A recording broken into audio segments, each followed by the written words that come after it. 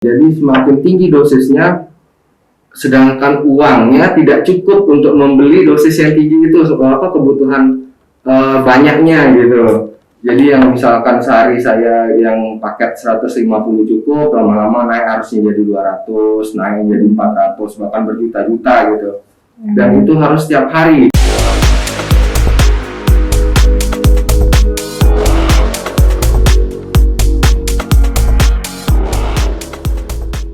Assalamualaikum warahmatullahi wabarakatuh. Halo sahabat sehat, kembali lagi bersama saya Nabila Sofiarani di podcast Dinas Kesehatan Provinsi Nusa Tenggara Barat. Dan pada episode kali ini kita akan membahas isu kesehatan yang berkaitan dengan narkoba, khususnya narkoba pada remaja. Namun walaupun ini topiknya narkoba tentang remaja, kita juga berharap nanti audiens kita ini tidak terbatas hanya pada remaja, tetapi juga pada orang tua, guru, dan masyarakat, agar kita bisa bersama-sama mencegah remaja kita atau generasi muda kita tenggelam gitu atau menyalahgunakan narkoba. Nah, bersama kita di sini itu sudah datang dua narasumber ya, yang sangat capable nih di bidang narkoba, yang sangat capable untuk menceritakan pengalaman, keilmuannya bersama kita terkait dengan narkoba. Yang pertama adalah Ibu Anggreni Nini Murniharti, SHMH, dari Badan Narkotika Nasional Provinsi Nusa Tenggara Barat, atau yang biasa kita singkat dengan BNNP, NTB. Beliau merupakan seorang penyuluh narkoba ahli madya di BNNP. Lalu selain Ibu Anggreni, ada juga kedatangan teman nih kita, teman yang merupakan ex-pengguna narkoba ya Mas ya. Dan sekarang beliau bekerja sebagai konselor di Lapas Cilegon. Beliau adalah Mas Egi namanya. Nah, kita sapa dulu ya Mas Egi dan Ibu Anggreni. Selamat pagi Ibu Anggreni dan Mas Egi. Selamat pagi. Assalamualaikum warahmatullahi wabarakatuh. Waalaikumsalam warahmatullahi wabarakatuh. Jadi tadi saya sudah sedikit ya memberikan perkenalan. Mungkin boleh sedikit diceritakan keseharian Ibu dan Mas Egi ke teman-teman di rumah gitu. Apa kira-kira kesibukan sehari-hari Ibu yang terkait dengan narkoba gitu. Ya, baik. Terima kasih teman-teman sekalian. Ya, tadi sudah diperkenalkan bahwa saya biasa dipanggil Reni. Kesibukan saya adalah saya sebagai penyuluh narkoba pada Badan Narkotika Nasional Provinsi Nusa Tenggara Barat. Sehingga apa kesibukannya tentunya adalah menyuluh ya, kami datangi semua lapisan masyarakat, kemudian di lingkungan pendidikan, lingkungan pekerja juga kita berikan edukasi. Berarti ke sekolah-sekolah juga termasuk ya Bu ya, ke sekolah-sekolah. Oke. Kalau saya pindah dulu ya, kalau Mas Egi sendiri boleh diceritakan kesibukan sehari-harinya. Ya. Halo, Assalamualaikum warahmatullahi wabarakatuh. Saya Egi dan saya bekerja sebagai konselor adiksi di bidang rehabilitasi di Lapas Cilegon. Yang mana saya bergerak dalam bidang adiksi untuk membantu teman-teman WBP atau warga binaan pemasyarakatan untuk dapat struggle atau memberikan edukasi tentang bagaimana cara untuk bertahan gitu atau bisa untuk pulih kembali. Berarti Mas Egi ini memberikan edukasi kepada teman-teman yang sudah menyalahgunakan narkoba ya untuk berhenti ya. Oke. Khususnya di lapas. Di lapas ya. Oke, kalau gitu sekarang kita bisa masuk nih ke substansinya ya. Tapi sebelum kita masuk ke substansinya, saya ingin sedikit bertanya tentang istilah narkoba itu sendiri kan. Saya banyak mendengar tentang narkotika, narkoba, atau nafza kan. Nah, dari istilah tersebut, apa sih perbedaannya narkoba, narkotika, nafza, dan istilah mana sih yang sebenarnya harus kita pakai gitu sehari-hari? Mungkin dari Ibu Reni ya, boleh dijelaskan apa perbedaan istilah tersebut gitu. Ya, baik. Sebetulnya penggunaan kata narkotika, narkoba, nafza itu sama aja ya, hanya istilah gitu ya. Kalau narkoba itu sebetulnya singkatan dari narkotika, psikotropika, dan bahan adiktif lainnya. Sementara kalau nafza, narkotika, psikotropika, dan zat adiktif lainnya. Jadi ya mana nyamannya kita pakai saja. Gitu. Cuman di sini juga perlu ditekankan adalah apakah beda narkotika dan narkoba gitu kan. Ya, jadi kalau kita lihat dari narkoba tadi, ya itu kan narkotika bagian daripada narkoba gitu.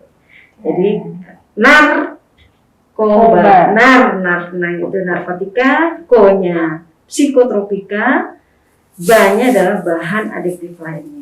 Jadi kalau dari ilmu dari kesehatan biasanya menggunakan nafza ya. Berarti di kesehatan lebih banyak nafza ya. Nafza. Sementara kalau di BNN lebih banyak menggunakan kata narkoba.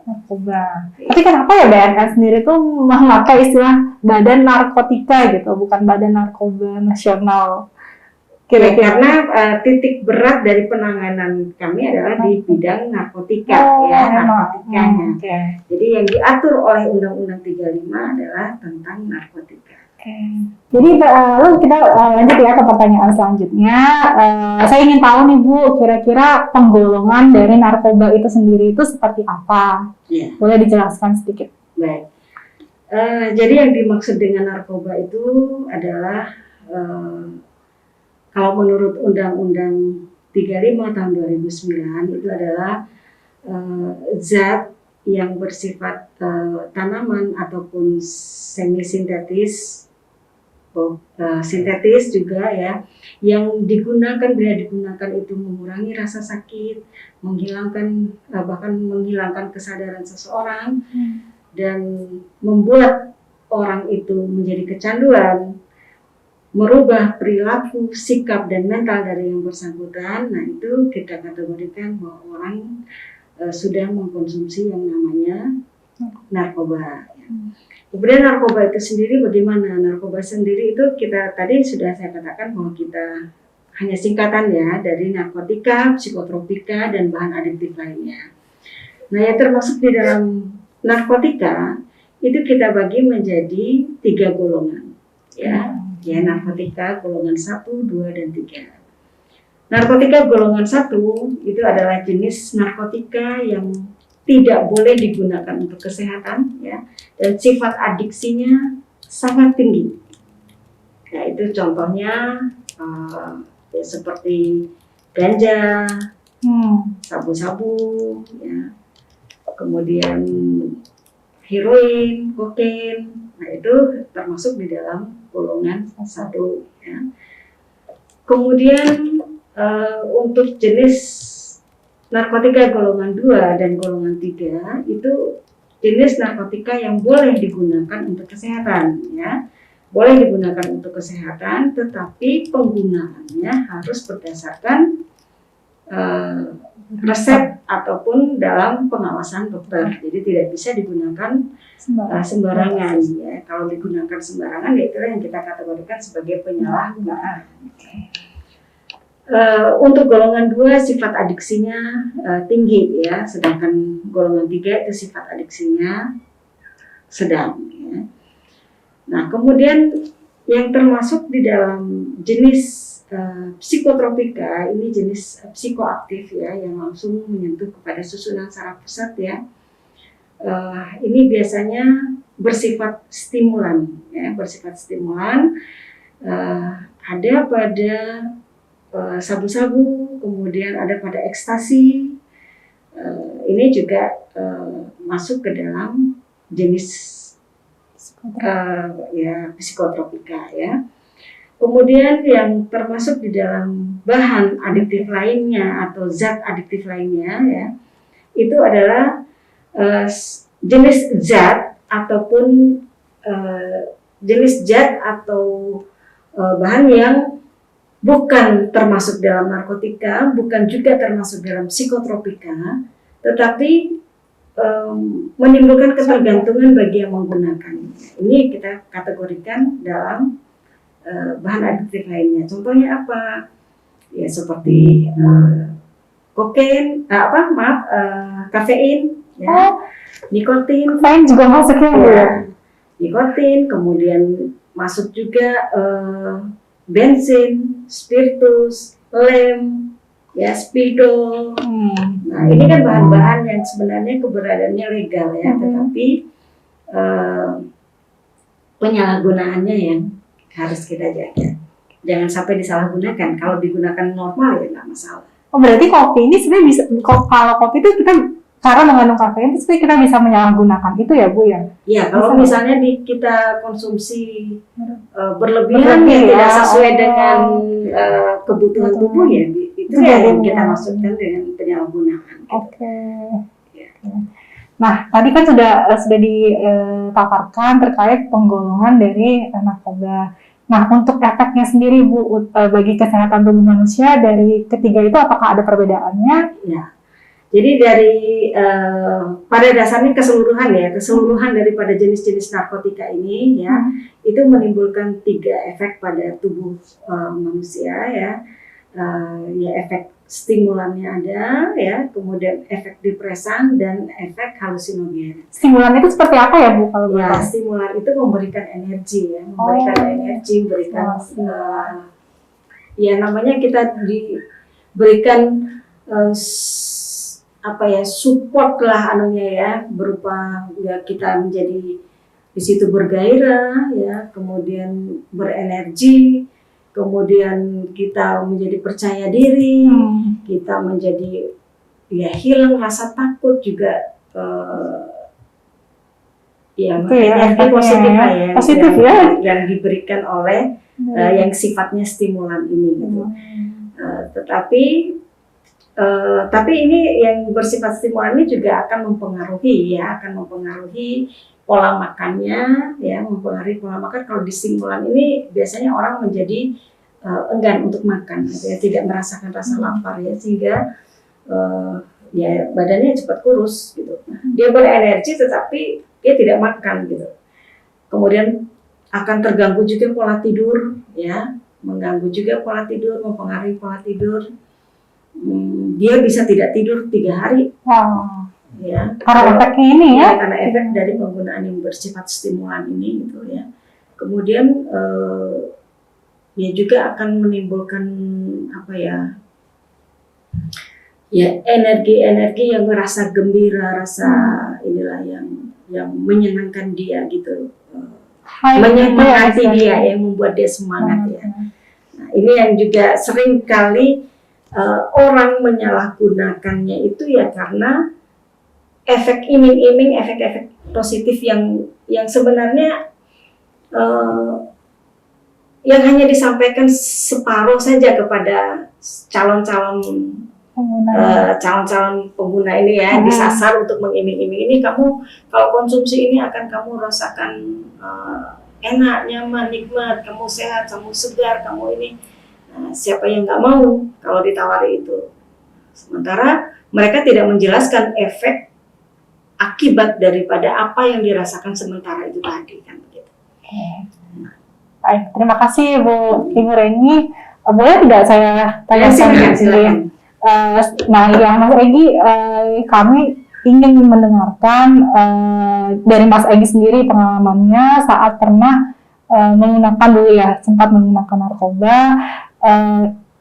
Apa jenisnya pertama yang Mas Egi gunakan, lalu efek apa yang Mas Egi dapatkan dari penggunaan narkoba itu gitu. Tadi kan seperti dijelaskan sama Ibu ya, ada efek stimulannya, depresannya gitu. Apakah itu juga Mas Egi rasakan saat dulu menggunakan narkoba? Boleh di-sharing kepada kami. Terima kasih. Saya pertama kali menggunakan itu pada tahun 2009. Dan saya pertama kali itu menggunakan sabu. Sabu ya? Ya, pada saat itu. Sabu itu yang ditelan ya Bu ya? Dihirup ya sabu ya? Oke. Bu lanjut, silakan. Saya pertama kali itu menggunakan sabu. Nah, pada saat itu saya diajak teman. Di situ. Dan kebetulan waktu itu saya dikatakanlah pada saat itu masih labil, merasa penasaran tinggi, Dan kebetulan mungkin pada saat itu circle saya banyak yang menggunakan, dan faktor atau patokan kerennya pada saat itu ya make gitu. Mas Egi dulu tidak berani, apakah tidak ada keinginan untuk bilang tidak gitu, atau tidak berani untuk bilang tidak ke teman-temannya saat ditawari karena takut tidak dibilang keren misalnya kayak gitu? Adakah rasa takut gitu untuk bilang saya tidak mau mencoba itu? Ya, pada saat itu mungkin kurangnya edukasi atau kurangnya informasi mengenai bahayanya narkoba. Nah, itulah penyesalan terbesar saya. Nggak riset dulu gitu. Iya. Jadi di situ karena didorong rasa ingin tahu, saya tahu itu narkoba, saya tahu itu sabu gitu. Cuma ya itu kembali lagi karena kurangnya edukasi mengenai bahayanya narkoba, ya udah saya gas aja gitu. Karena saya tahu itu juga barang mahal ya kan, dikasih gratis pada saat itu. Oh iya, berarti oke. Ada perasaan itu tuh barang mahal ya, barang mahal yang susah kita dapatkan dan kita diberikan secara gratis gitu. Jadi itu kayak berharga ya saat itu kita berpikir. Pada saat itu karena masih muda dan labil, saya merasa apa yang bahaya itu yang keren gitu, adrenalin naik gitu kan.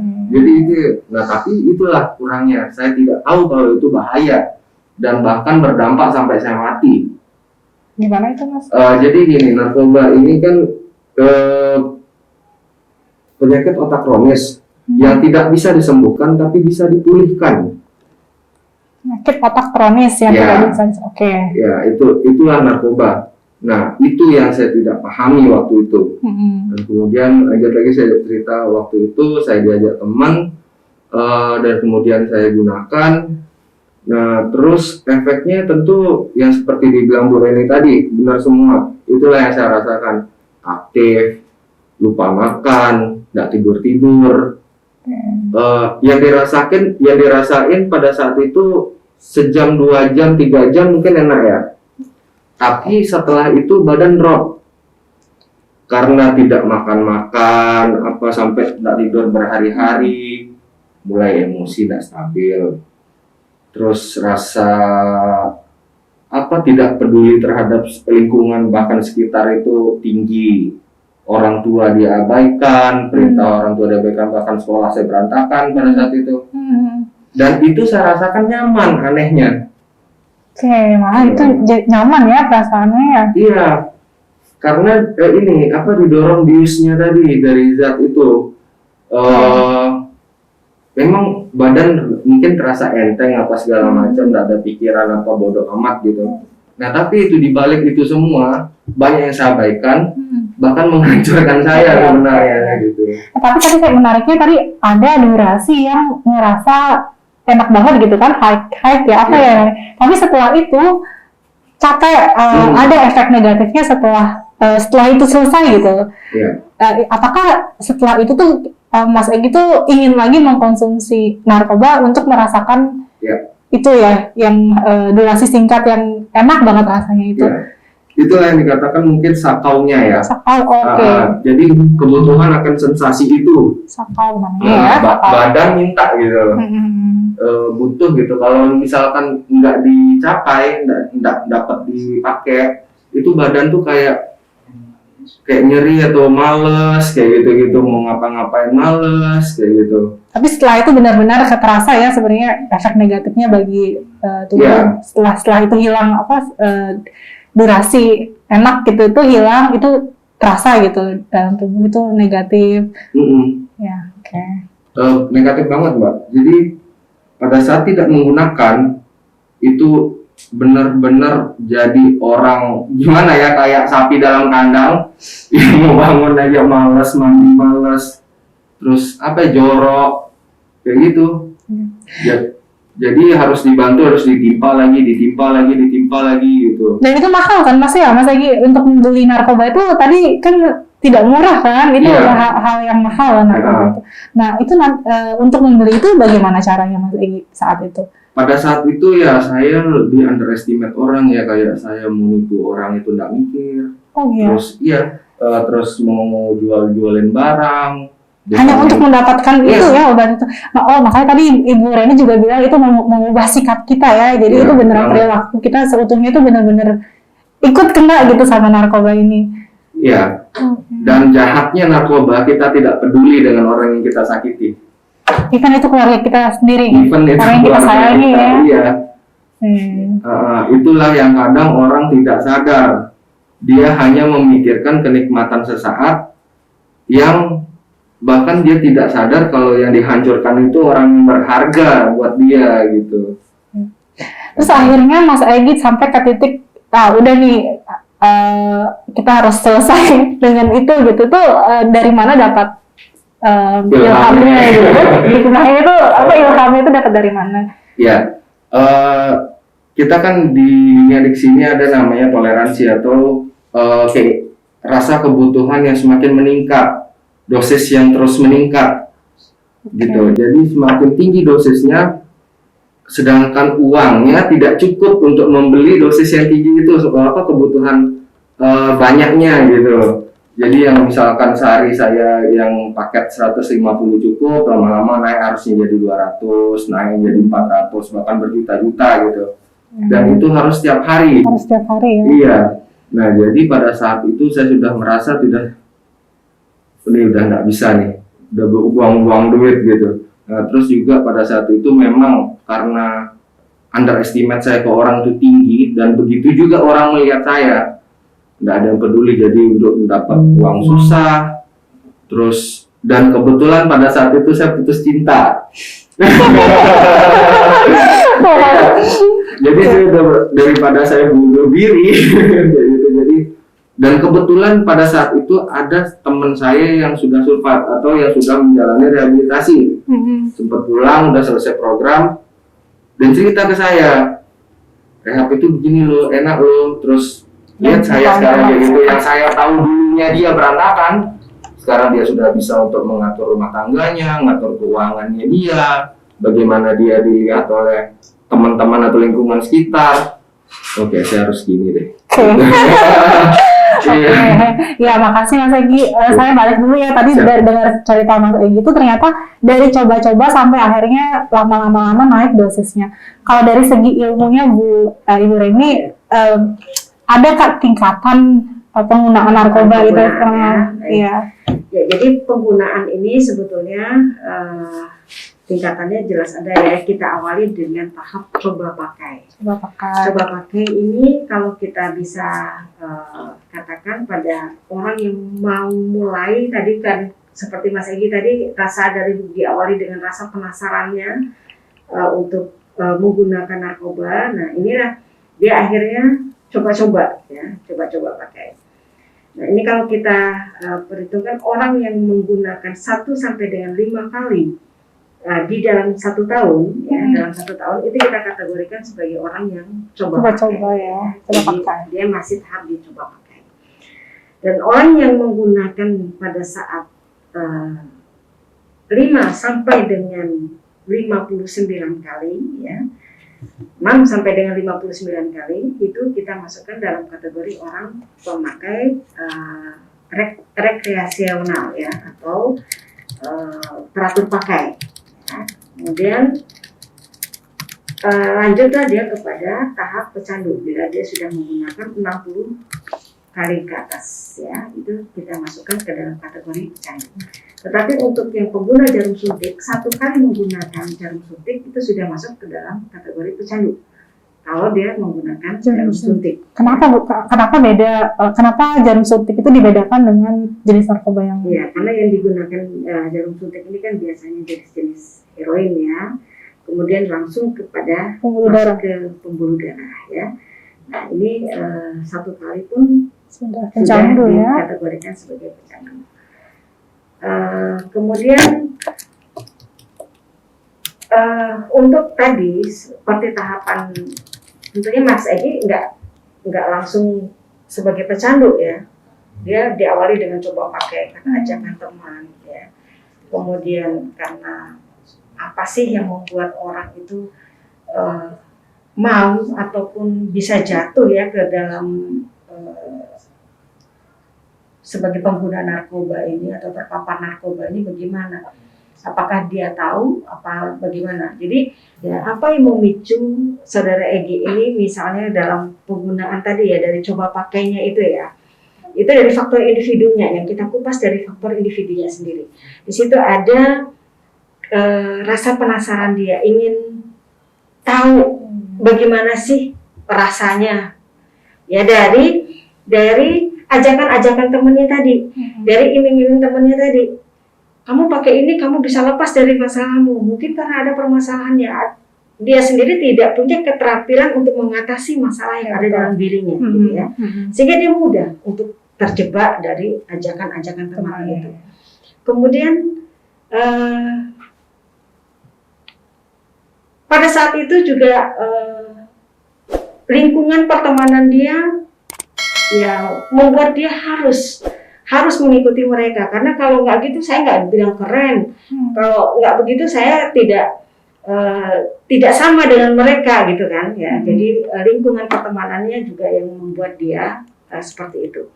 Kemudian lingkungan keluarga juga sebagai pemicu itu juga sangat-sangat bisa mendominasi ya. Dari mungkin dia tidak merasakan keharmonisan di dalam keluarga, ada ketidaknyamanan dia di keluarga sehingga dia mencari pelariannya seperti itu ya. Jadi mudah. Kemudian lingkungan bergaul dia, di dalam lingkungan bergaul maupun di lingkungan tempat tinggal ataupun di lingkungan bermainnya, dia sangat mudah mendapatkan barang itu ya, sangat mudah. Ya mungkin tadi seperti diceritakan dia mendapatkan gratis ya, malah tawaran gratis, karena memang cara orang untuk menjebak temannya yang lain untuk Sefrekuensi. dikasih bisa dulu mendapatkan coba. jadi pertemanannya itu kan supaya dia juga ikut itu ya kasih gratis dulu gitu. Dan itu kan Setelah sifatnya candu ya Bu ya, tidak bisa kita sekali kita coba kita ingin lagi gitu. Iya, jadi begitu dia sudah kecanduan ya kamu beli, kan begitu tekanannya. Jahat ya. Jadi pertama ya gratis dulu, gratis kan dia pakai. Nah sekarang apa bedanya dengan dia pakai gratis itu ya, sekali pakai dia, kenapa kamu bisa jadi pecandu gitu? Apa terus-terusan dikasih gratis atau bagaimana? Nah ini juga yang membuat yang perlu kita ketahui ya, bahwa tadi sudah dikatakan bahwa menggunakan narkoba di awal itu dia tahu persis bahwa itu adalah narkoba, sabu-sabu. Dia tahu, sehingga dia juga ingin tahu bagaimana rasanya, bagaimana ininya. Kalau pakai ini kamu lepas dari masalah, kamu pakai ini kamu nggak akan mikir ini lagi gitu. Jadi itu akan iming-iming dari teman itu kan akan membuat dia nyaman ya dengan berarti saya memang dia ingin melepaskan masalahnya. Dia pakai. Begitu dia pakai, apa yang dikatakan itu dia ketemu rasa nyaman itu, titik nyamannya itu dia ada gitu ya.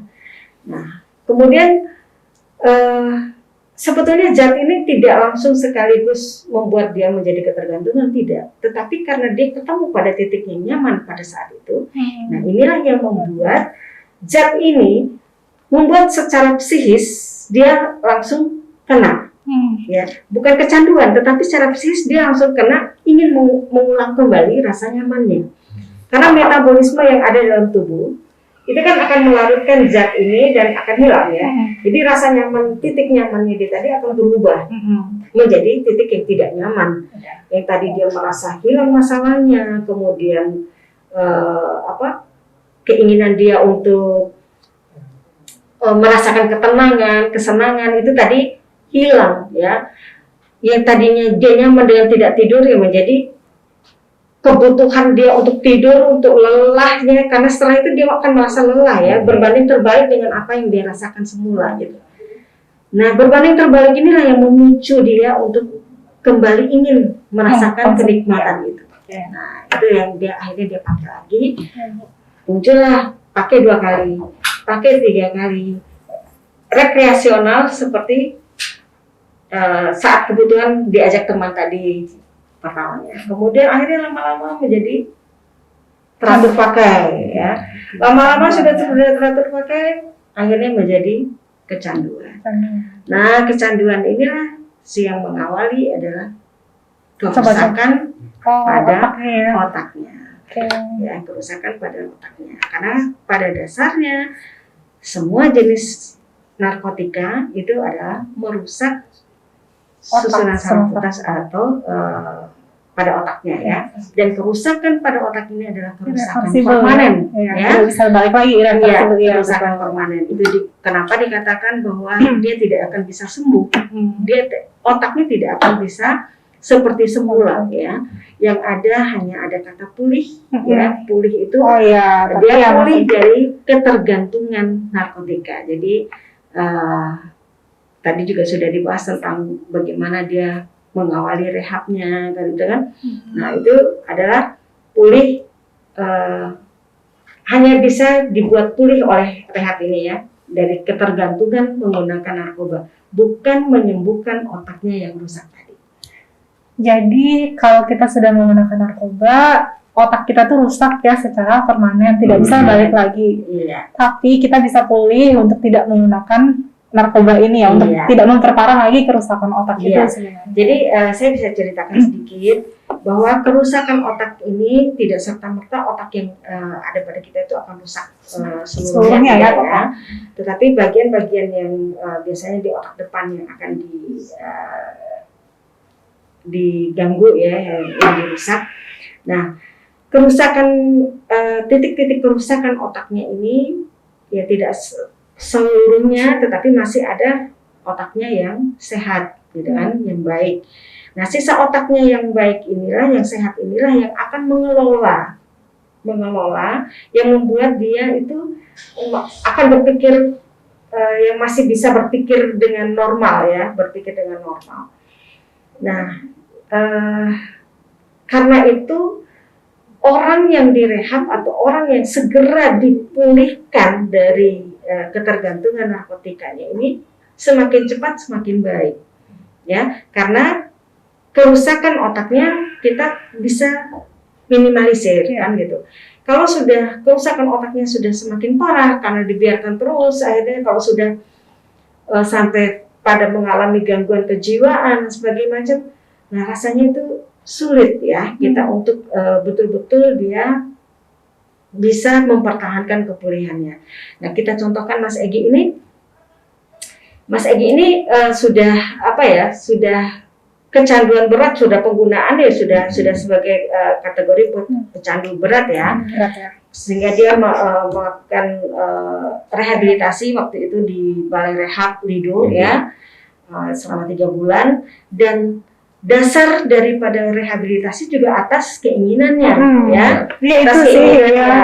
atas kemauannya sendiri. Dia mau berhenti mengulikannya itu. Nah, berarti otak sehatnya ini sebetulnya masih lebih mendominasi ya, masih lebih mendominasi daripada otaknya yang sudah rusak ya. Sehingga dia dengan keinginannya itulah, dengan ini dia mampu untuk melawan rasa ataupun sugesti dari ingin menggunakan kembali. Karena orang yang sudah kecanduan narkotika, sugesti dia untuk tetap menggunakan itu tetap ada seumur hidupnya. Oh, tetap ada ya? Even saya sekarang sudah pulih ya dari narkoba, masih ada mungkin sedikit rasa sugesti. Bukan sedikit, bahkan banyak faktor yang membuat rasa ingin menggunakan itu kembali. Pasti ada. Jadi itu yang membuat orang juga menjadi relapse atau ingin menggunakan kembali ya. Istilahnya relapse. Jadi dia ingin menggunakan kembali karena selalu dia dengar nama aja kita sebut sabu-sabu itu sudah sedikit membuat dia ini ya, sudah membangkitkan keinginan dia ya.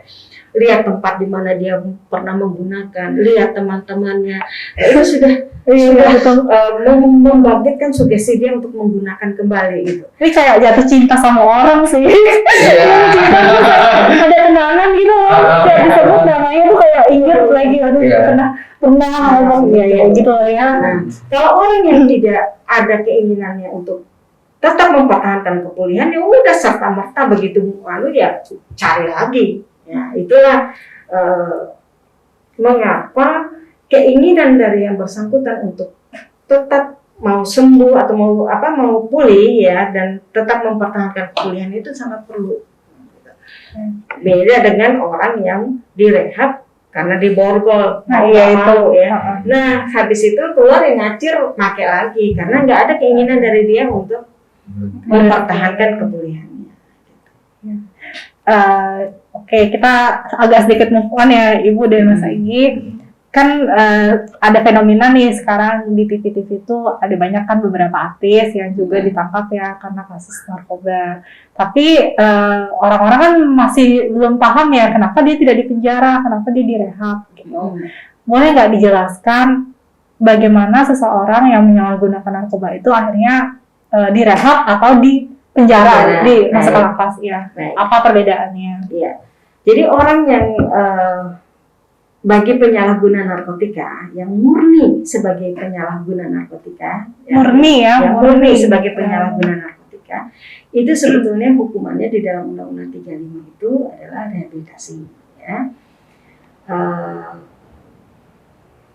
Kalau ada tersangkut dengan peredaran, ada tersangkut dengan bandar, nah itulah yang mendapatkan hukuman penjara.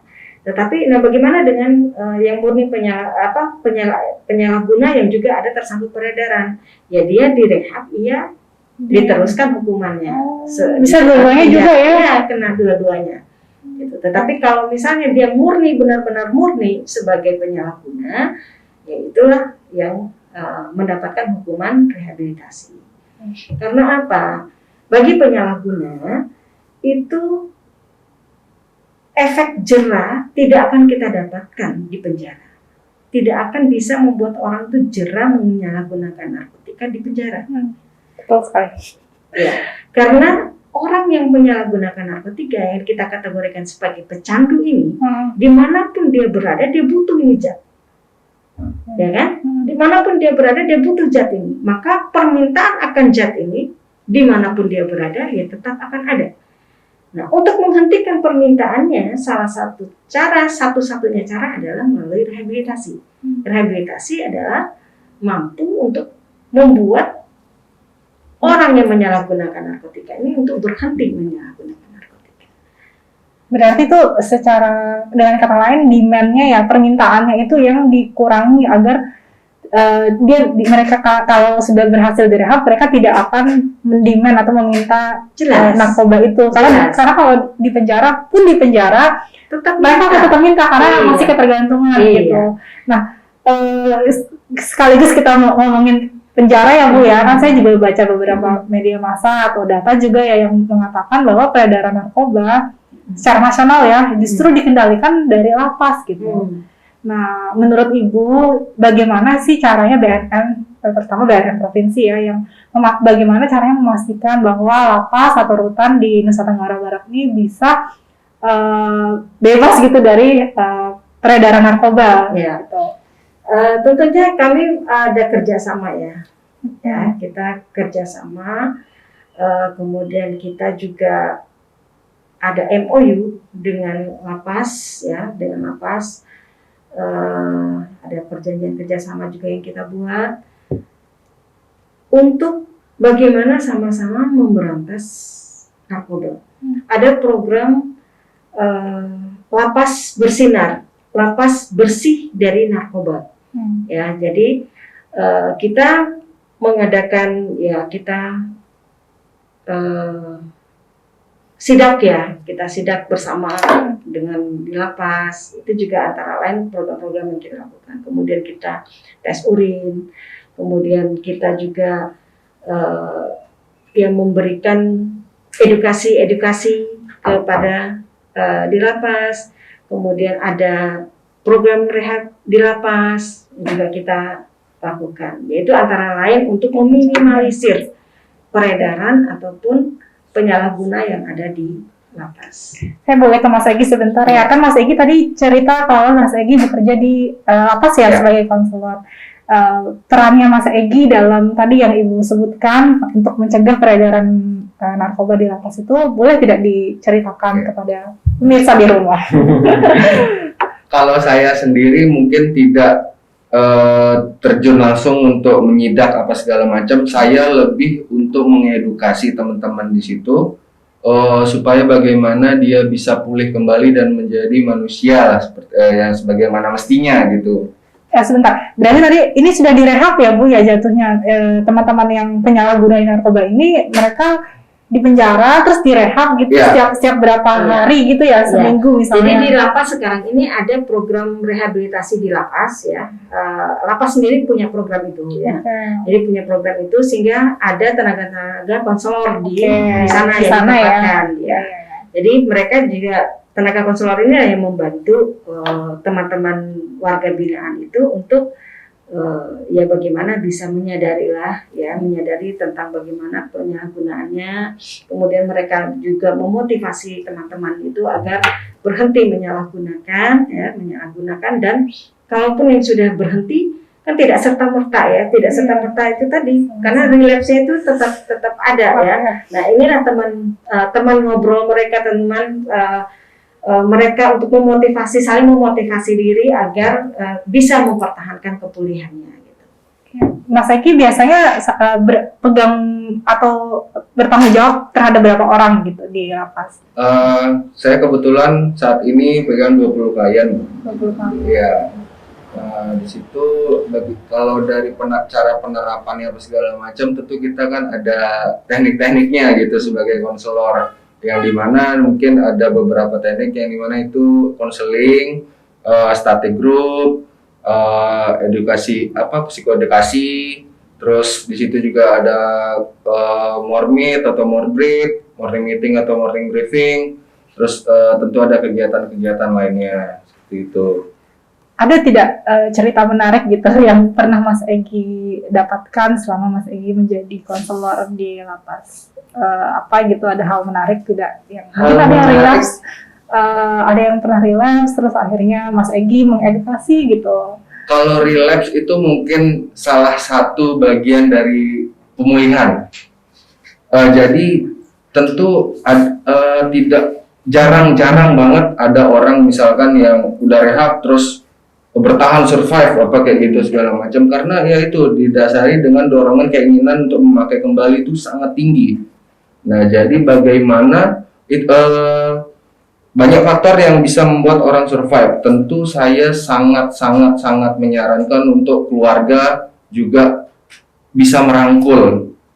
Seperti dibutuhkan support system, itu mungkin dari keluarga, anak, istri apa segala macam, itu sangat mempengaruhi. Apabila itu tidak terpenuhi, susah untuk bisa bertahan sebenarnya, dari keluarga terutama gitu. Jadi itulah kita para konselor juga kadang mengedukasi keluarganya juga gitu, tergantung dari isunya. Mungkin kalau dari isunya keluarganya tidak bisa untuk merangkul, terus mengucilkan gitu, nah itu kita bisa bantu juga gitu. Karena keluarga memang memegang peranan penting di dalam proses pemulihannya.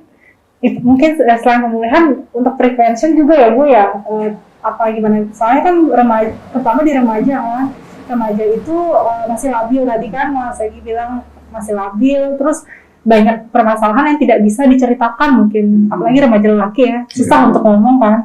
Apalagi ngomong untuk ke orang tua. Nah, seharusnya bagaimana sih orang tua itu bisa bersikap agar anak-anaknya itu tidak lari ke narkoba, tapi mau cerita ke mereka.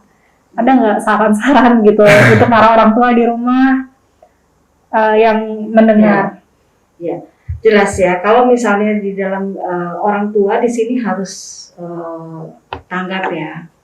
Orang tua juga perlu diberikan edukasi ya, berikan edukasi bagaimana cara dia mendeteksi deteksi dini anaknya apakah dia sudah menyalahgunakan narkoba atau enggak.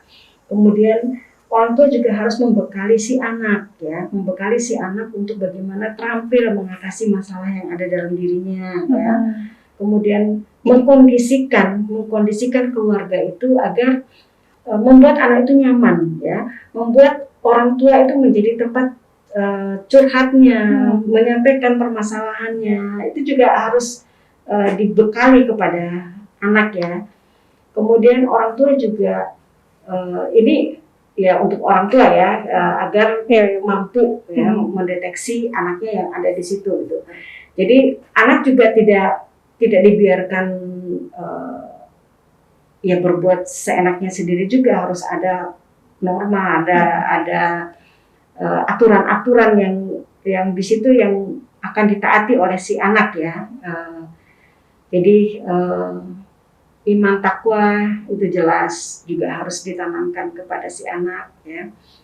Nah, kalau memang kondisi-kondisi seperti ini sudah ada di lingkungan keluarga, sudah ada di dibekali oleh orang tua kepada anak, ya insya Allah anak itu akan bisa ya untuk jauh dari narkoba. Kemudian yang perlu lagi, orang tua sendiri harus punya pengetahuan tentang bagaimana bahayanya narkoba ini yang untuk disampaikan kepada anak. Karena anak sejak dini juga sudah harus bisa diterapkan bagaimana dia menjaga anaknya agar tidak mudah terpengaruh terpapar narkoba. Jadi itu bisa dijaga dari kecil gitu. Iya, sebagai seorang ibu dan orang tua di rumah mungkin ingin ya kita menjaga anak kita gitu kan, supaya tidak, ya kalau bisa ya jangan sampai lah gitu. Oke, kalau dari Mas Egi sendiri ada saran tidak atau pesan terhadap orang tua dan atau remaja mungkin ya, remaja di rumah, bagaimana caranya supaya tidak sampai mencoba itu barang yang bernama narkoba itu? Ya, oke. Kalau buat teman-teman yang alhamdulillah apabila belum terpapar, ya jangan sampai sudah banyak larangan atau ajakan untuk tidak menggunakan, tolonglah jangan sampai ini penyakit sampai mati. Jangan sampai dicoba deh. Tapi apabila yang sudah menggunakan, segera minta pertolongan. Sadari itu barang bahaya.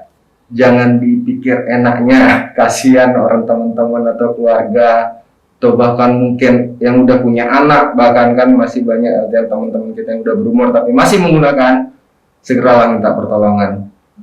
Dan untuk para orang tua yang mungkin ada tanda-tanda anaknya menggunakan, tanda-tanda itu seperti apa sih? Orang tua yang mungkin kelihatan anaknya sudah mulai kayak mengurung diri, atau barang-barangnya tidak ada yang awet, tiba-tiba hilang apa segala macam, terus pola tidur yang udah berantakan, terus yang badan sudah tiba-tiba kurus apa segala macam, terus banyak yang kelihatan normal tapi tiba-tiba udah berubah nih kok.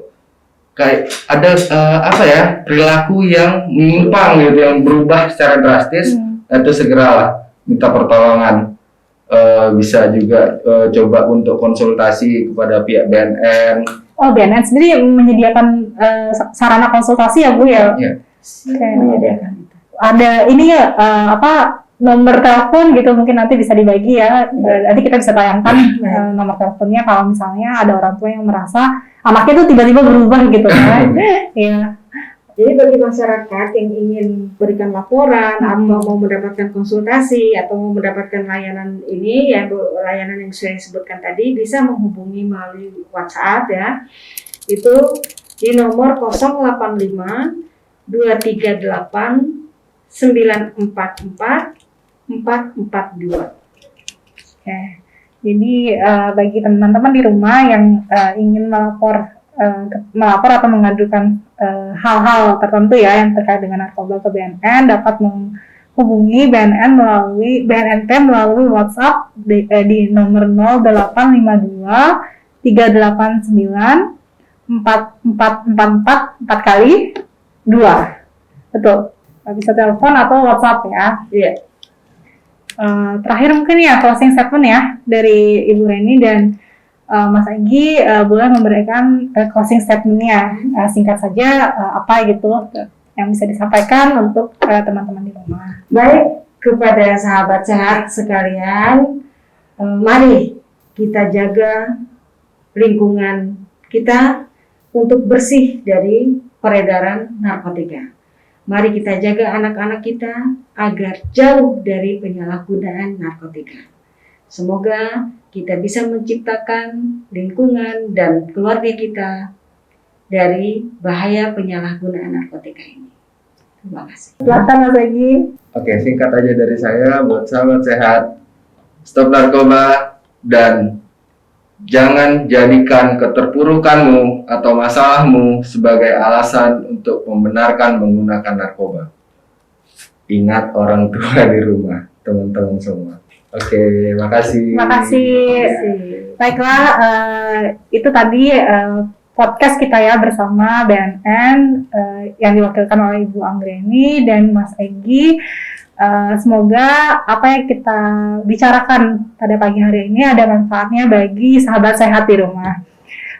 Baiklah, saya Nabila Sofiarani dari Dinas Kesehatan Provinsi Nusa Tenggara Barat mengucapkan terima kasih atas atensi dari sahabat sehat di rumah.